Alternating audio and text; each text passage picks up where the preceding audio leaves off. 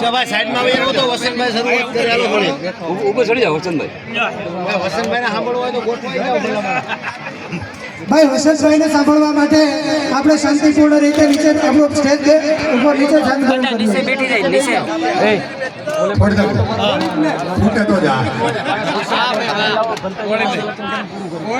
પેલા તો ઉના ગીરગઢડા કોડીનાર રંગપુર અમરાપુર તાલુકા સમસ્ત મેઘોળ સમાજ દ્વારા આજે સરસ મજાનું આયોજન કરવામાં આવ્યું છે એ બદલ આ તમામ સભ્યોનો હૃદયપૂર્વક આભાર માનું છું અને આવા જ કાર્યો કરતા રહ્યો તેવી આશા સાથે તમને બધાને નવો બુદ્ધા જરી હવે બીજું જેટલા ખાઈ લીધું છે ને બધા મસ્ત શાંતિ બેઠા છે બધું સાંભળજો અહીં ઊભા છે શાંત ગ્રહણ કરે તો બીજા જોઈ શકે એટલે પાછળ વાળા ઊભા ન રહે અને અત્યારે આપણે આજે આવડું મોટું આયોજન કરીને એકાબીજા હામામાં બેઠા છીએ એવા મહામાનવ ડૉક્ટર ભીમરાવ આંબેડકર કે જેના થકી આજે હું તમારી સામે બોલી શકું છું તો પહેલાં એકવાર એનો જય ભીમનો નારો બોલાવીને પછી કાંઈક આગળ વાત કરીએ. જય ભીમ! કેટલાને ભૂખ લાગી? આપણા કરિયાવરમાં જે પાછળથી જે કોઈ દાતાઓએ ભાષણ લખાવેલ હોય તો એમને વિનંતી કરી સ્ટેજ પાસે એમની યાદી કરાવે.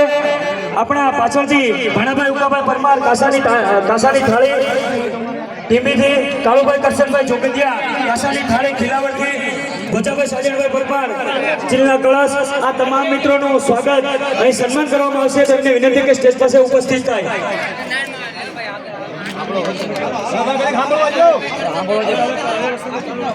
તો આજના આ પ્રસંગે આપણે બધા અહીંયા ભેગા થયા છે. મારી વાણીની શરૂઆત કરતા પહેલા સમયે સમયે આ સમાજમાં જન્મેલા તમામ મહામાનવોને વંદન કરી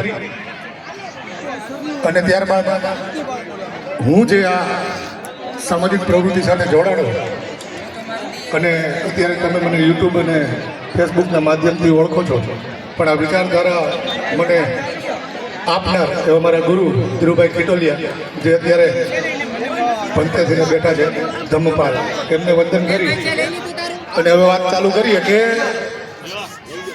સમાજમાં આવા કામો કરવા પડે.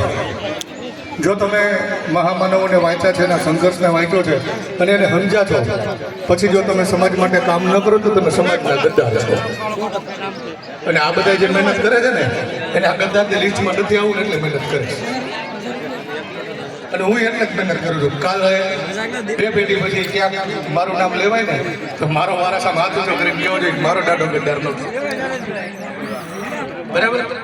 એટલે ડૉક્ટર બાબા સાહેબ આંબેડકરે શબ્દ કીધો હતો કે મને મારા ભણેલા ગણેલા દગો દીધો અને હજી દગાખોરો જીવે જ છે. મેં જોયા છે, ક્લાસના અધિકારીઓ બનતા જોયા છે, પણ બિચારાને એવી તકલીફ થાય ને કે સરદમ ફેરવી નાખો એટલે મેં પૂછે નહીં તમે કહેવાય અને અમને તો રોજ કોક પૂછે તો કહેવાય છોકરી બોલાવી ભાઈ. તમે બધા જોવો છો કે સમાજમાં હજી આ અત્યાચારોનો દોર ચાલુ જ છે. ઘણા એવું કહે છે, ખાસ કરીને આપણા દલાલ હવે ક્યાં પેલા જેવું છે તો બહાર તો નીકળી ખબર પડે કેટલું પેલા જેવું છે. તારે તારા છોકરાને સારી સ્કૂલમાં ભણાવો અને બીજા છોકરાને આગળ આ સમયમાં અત્યારે બધાને એક સારો ભગતસિંહ જોઈએ છે, એક ચંદ્રશેખર આઝાદ જોઈએ છે, એક બાબા સાહેબ જોઈએ છે, પણ મારા ઘરનો નહીં. બાજુમાં થતા હોય તો વાઈટ જાય જય ભીમ જય ભીમ. અત્યારે વસંત છે, વસંત જય ભીમ મરી ગયો તો કે ભાઈ બીજો ગોતો. એટલે અને બીજું એ કહું કે અત્યાર સુધી આયા જે મહેનત કરી છે આ બધા લોકોએ, અને મેં હમણાં કીધું કે બધાએ કરવી જોઈએ. અમે કરીએ છીએ, તમે કરજો. અને કોઈને એવી હવા હોય કે હું આગેવાન અને મારા થકી સમાજ હાલે છે તો એ ફાંકો કાઢી નાખજો. કેમ કે જો સમાજ છે ને તો તમે આગેવાન છો. સમાજે તમને સ્વીકાર્યા છે, તમારા કામને સ્વીકાર્યા છે, તમને એને ધક્કો મારીને આગળ વધાર્યા છે તો તમે આગળ વધો. બાકી કોઈને એવી હવા હોય કે હું કહું તો સમાજ ત્યાં થાય તો એવું નથી. સમાજ કહે તો ઈ થાય. અને છેલ્લી એક ઝીણી એવી વાત કરીને વાંક મૂકી દઈશ કે માન છે ને એ મળે, એને મેળવવા માટે મહેનત કરવી પડે. બરાબર? પરાણે માન લેવાનું ન હોય. હું આવું કે ભાઈ મને કેમ સ્ટેજમાંથી બોલાવો ને મારું નામ ન લીધું, એવું ન હોય. તમે એવું કામ કરો કે સમાજ તમારી પાસે આવે, તમને માન સન્માન આપે. બાકી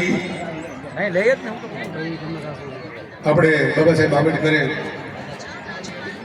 જ્યારે ગાંધીજીએ એરવડા જેલની અંદર સત્યાગ્રહ કર્યો અને બાબા સાહેબ આંબેડકર રડતા રડતા એક ન સ્વીકારવા જેવી વાતો સ્વીકારવી પડી. અને ત્યાર પછી જે પૂના પેટની ઓલાદો પેદા થઈ છે ને